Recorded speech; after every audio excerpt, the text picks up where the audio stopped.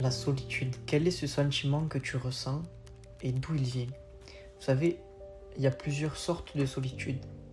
Il y en a 4. Il y a la solitude physique, c'est le fait d'être seul, sans personne autour de soi.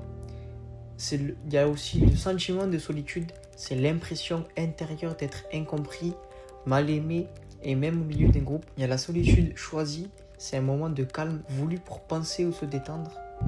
Il y a la solitude subie, c'est un isolement involontaire qui fait souffrir. Et vous savez, ça c'est la définition de solitude. La Bible, elle place le mot solitude par désert. Et vous savez, un désert, c'est pas du tout quelque chose de péjoratif. Un désert, ça veut pas dire que c'est quelque chose de mauvais. Un désert, ça peut simplement dire que c'est une zone de terre où il n'y a pas de précipitation, ou alors que c'est très très rare. Et vous savez, on va prendre ensemble le petit verset.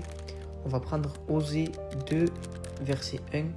Et il dit, je la conduirai au désert et je parlerai à son cœur. C'est-à-dire que, vous savez, la solitude, dans n'importe quel état, elle va juste te ramener à toi, à ton intérieur. Ce que ça va produire, c'est que tu n'auras plus de bruit autour de toi. Parce que, en fait, tu n'auras pas d'influence autour de toi.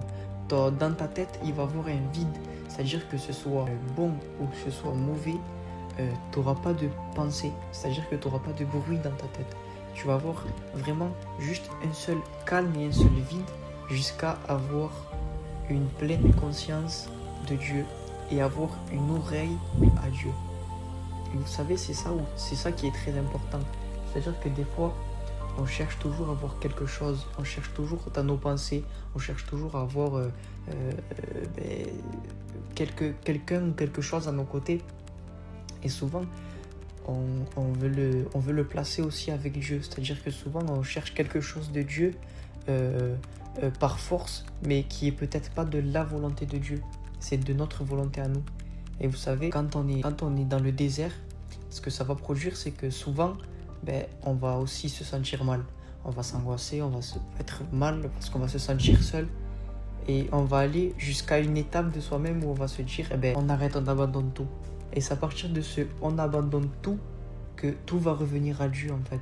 Parce que la seule personne qui va pouvoir nous répondre dans notre désert, c'est Dieu.